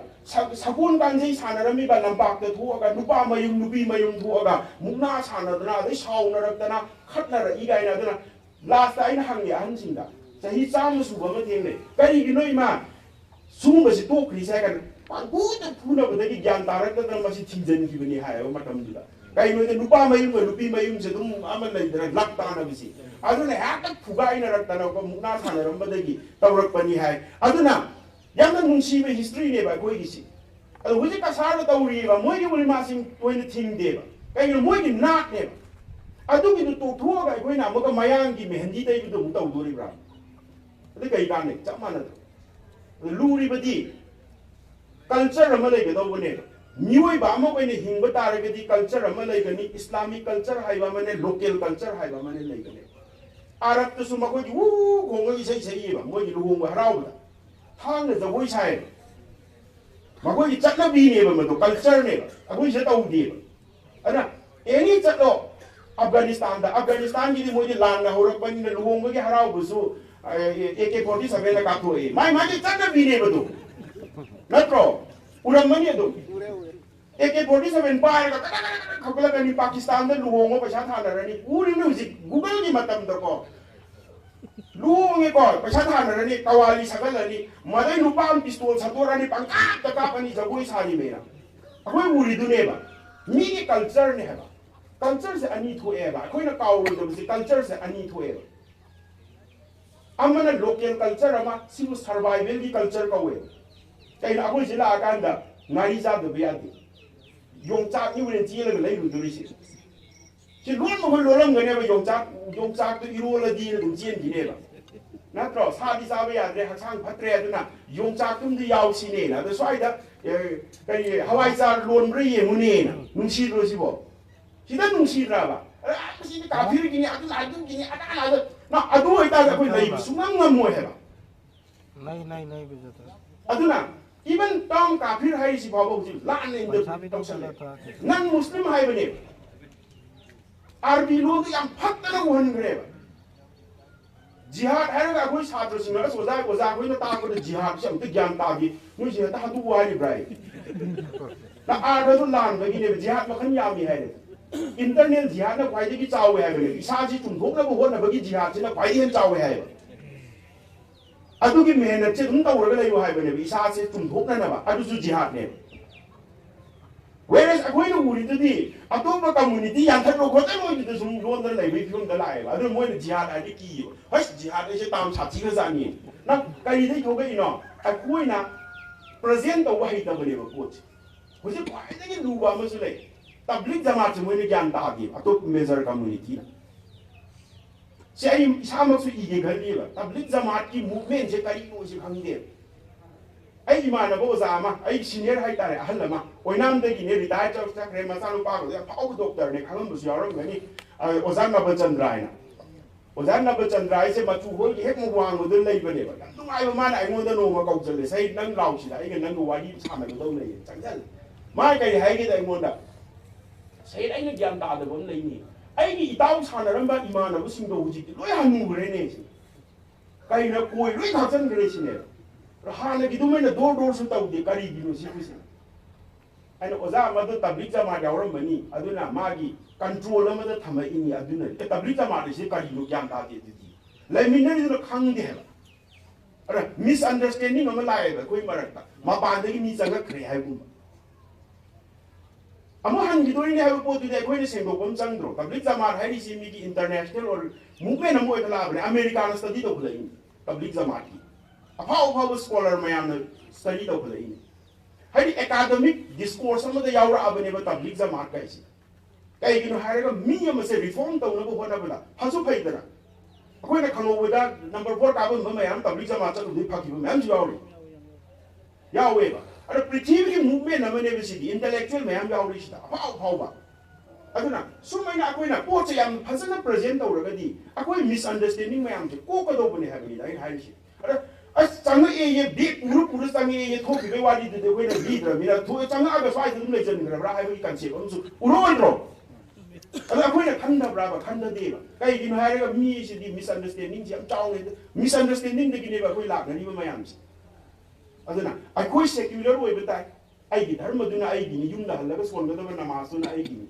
mimang da sum thu ga ai namaz ne wadi da sum li lai ta ra ga di madu islam na su ya di natra aduna sugum ba pot mayam sing sin respect ta we only esta dum office to chapa dum theng ram ga ni akoi na ruza heli ha ma tam da moi na respect ut bani e oza koi mamang de char oi si respect ni si di apa ba tu su ban de ba phata ba sum lon da lai ga da koi no ngam de ni ta ko laina na ra ni ha ni aduni da koi na maru oi na sumai na hai ra ga ko aduna hujikti yamna phajana manipur gi mapanda aroi bata aina ne yaman gi dana isu ko saw ba de ama khak tang hairam ge yamna nak pa pot ama khak tang ulam ge hair roi ge sigi chi ama khak aina theng nei mcs riazuddin nei na lilong de gi ni masu mai mama do merai ni na mana kai do de gi sigi po cha ingon da mana tharak bani sigi se sikali ni inscription nam de lo thorak bani ha ga thamba hai ba po che ai nang nak khra ai i di khala ga masi akoi ne ai na makoi da pau pau na bo na da moi reply su na la ke ba sigi se kana no hare ga ko sigi ozaria zu din china thari se sayed sagai gi darga amada merai gi ko ai se manipur gi merai gi sagai gi darga amada inscription se amara pura ai mo gi mafam do adu da leiba inscription amadagi yam sengdana sumaina thare eba mana aimonda mana amuka Burmese machana tharaktana mathang mathang tharak pani ai monda mana ozana khara naina bani naina madani aina yam computer haiba angang amada iriba maron singse phajana amta mai senga lu computer gai ta uda sumaina thoge phajana huji phajana thogak pasida ai matam leitrabani na pararoi ge kaisu ko sida yamna interesting oiba mana 1760 da 1760 hari se karino sahi tare khunda ka lakri me gi mamang da Sahid Hassan na nubama moigi sagai di kogi sagai di kare tree hai tare ne tree abu siam taunari dana sagai gi ina adu gi tree se yauram ba nubama ne ma se Sahid Hassan kawi maga mioi humfuga. There are 60 household of his followers were taken from Manipur adu kara ida pure Myanmar da pura ki and yauri Burma 1760 da na koi na thijan ba wat pa gi ne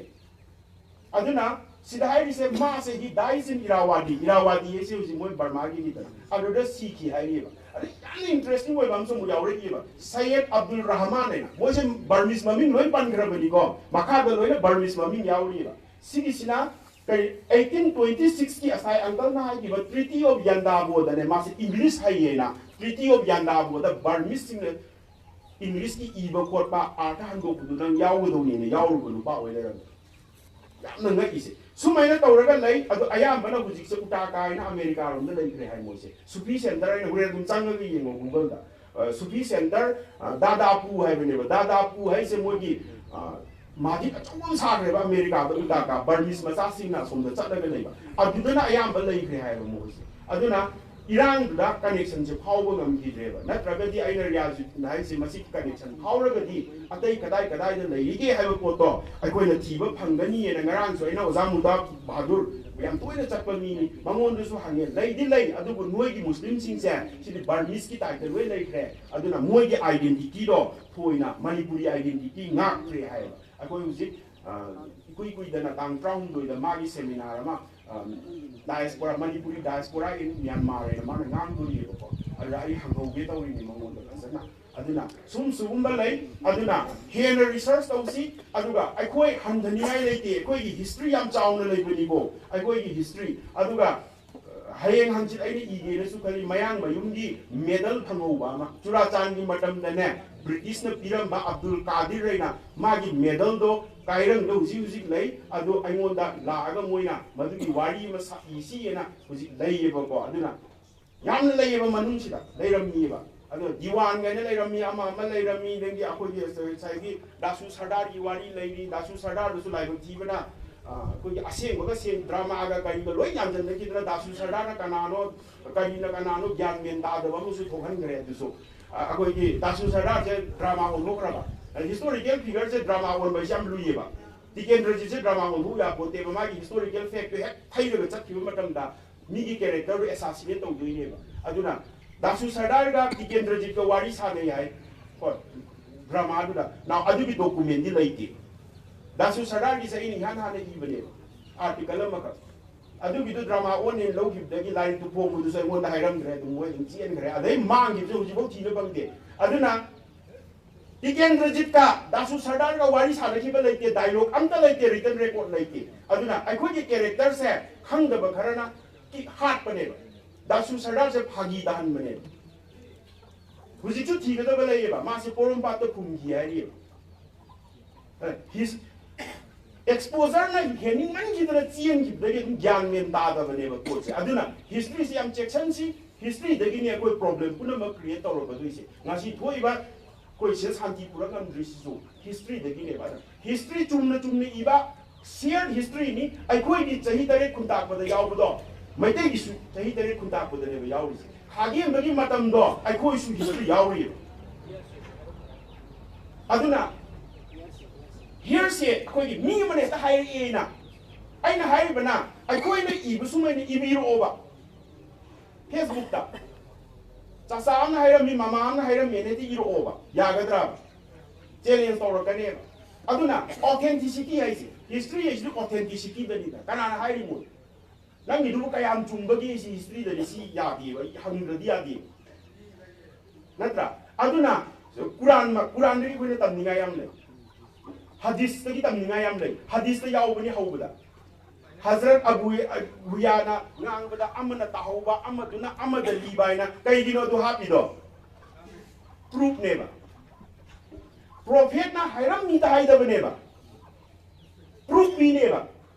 ek saiba mi do na why da haibada jet ai do tahawbada gi si haibani mi ahum ani proof pi bane pi da bre ye mone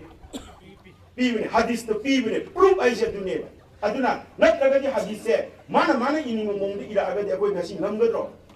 aduna sumaina lai aduna akoi chumna isi nungsina na lemina si mathang dagi de akoi su approach tawraga state ki function do ina yause